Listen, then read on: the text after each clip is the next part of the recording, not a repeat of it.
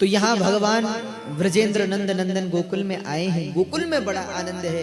भगवान ने ब्राह्मणों से स्वस्ति वाचन कराया और वाचयित्वा स्वस्त्ययनम जात कर्मात्मजस्य वही जात कर्म संस्कार किया, पितृ देवताओं का यजन किया, पितृ देवताओं का स्मरण किया।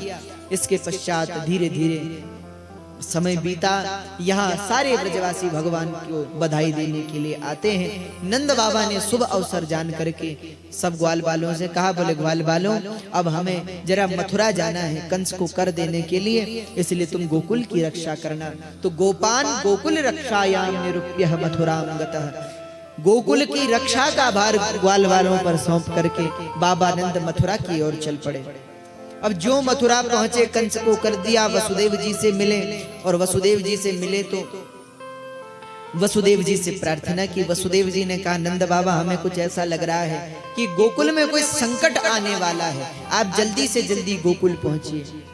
तब तो नंद बाबा गोकुल की ओर चल पड़े। यहाँ कंस बड़ा परेशान है मथुरा में। क्यों?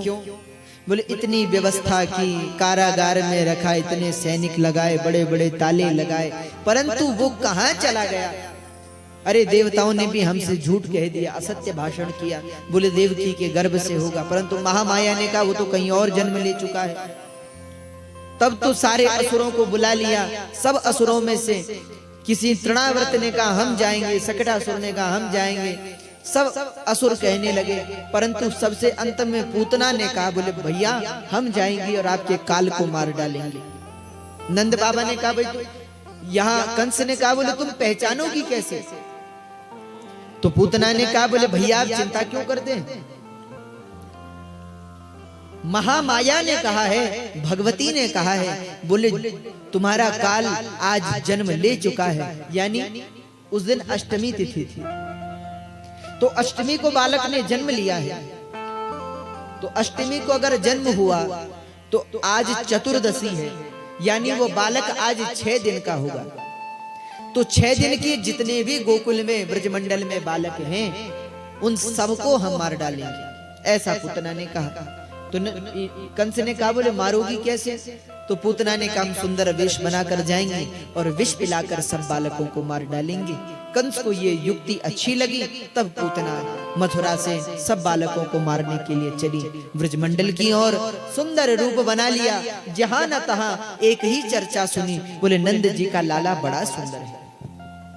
सब चर्चा कर रही। एक गोपी कह रही जल्दी मटकी भर। कहा क्यों?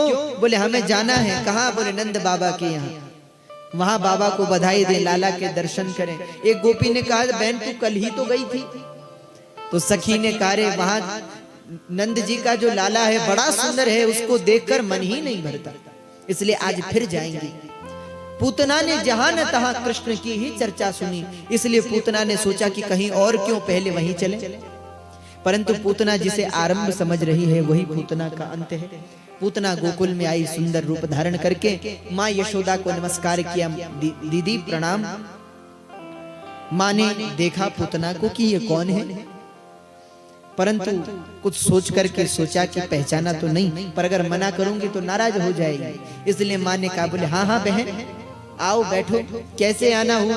पूतना ने कहा कि आपके लाला के दर्शन के लिए आई हूँ। तब तो पूतना को लेकर के माँ यशोदा नंद भवन में चली गई, लाला के दर्शन कराए। आज भगवान झूले में सोए हुए हैं और भगवान मुस्कुरा रहे हैं। किसी ने कहा भगवान क्यों हंस रहे हैं? बोले इसलिए हंस रहे हैं कि भगवान सोच रहे हैं कि इस पूतना की जन्म तिथि तो हमें पता नहीं, पर मरण तिथि आज ही करेंगे, आज ही मारेंगे इसे। इस विचार से भगवान मुस्कुरा रहे हैं, झूले में झूल रहे हैं। पूतना आई है। पूतना ने मैया से निवेदन किया, माँ तुम्हारे लाला को गोद में ले लूं? तो माँ ने कहा नहीं नहीं बहन, वो अभी सोया है। भगवान ने आंखें बंद कर दी पूतना को देखकर। किसी ने कहा भगवान ने आंखें बंद क्यों की? तो बोले भगवान इतने सुंदर हैं कि अगर पूतना से आंखें मिल गई तो पूतना भगवान को मारेगी नहीं। अब जब वो पूतना भगवान को मारने का प्रयास नहीं करेगी तो भगवान उसे कैसे मारेंगे? इसलिए भगवान ने नेत्र बंद कर दिए। यहाँ पूतना बैठ गई। माँ यशोदा ने कहा मैं तुम्हारे लिए जल लेकर आती हूँ। ये कहकर माँ अंदर चली गई। पूतना ने अच्छा समय जान करके भगवान को झूले से उठाया, गोद में लिया, स्तनपान कराने लगी। भगवान ने पहले विषपान किया, फिर दुग्धपान किया और अब पूतना के प्राणों को भगवान पीने लगे। तब तो पूतना चिल्लाने लगी, आकाश में उड़ गई, विकराल रूप धारण कर लिया पूतना ने। चिल्लाने लगी पूतना, सामुंच मुंचालमिति प्रभाषिणी निष्पिद्ययामानखिल जीव मर्मणि विवृत नेत्रे चरणौ भुजौ मुहु प्रस्विन्न गात्रा क्षिपतोरुरोदः। आज पूतना आकाश में चिल्लाने लगी, सामुंच मुंचालमिति प्रभाषिणी, छोड़ दे मुझे, छोड़ दे मुझे। परंतु भगवान ने कहा, मौसी जी वैसे हम हर किसी को पकड़ते नहीं और जिसे एक बार पकड़ लेते हैं उसे फिर छोड़ते नहीं। ये कह करके भगवान ने विषपान किया, दुग्धपान किया और पूतना के प्राणों को पी गए। पूतना आकाश से धरती पर धराशायी होकर के गिर गई। बोले कृष्ण चंद्र भगवान की जय।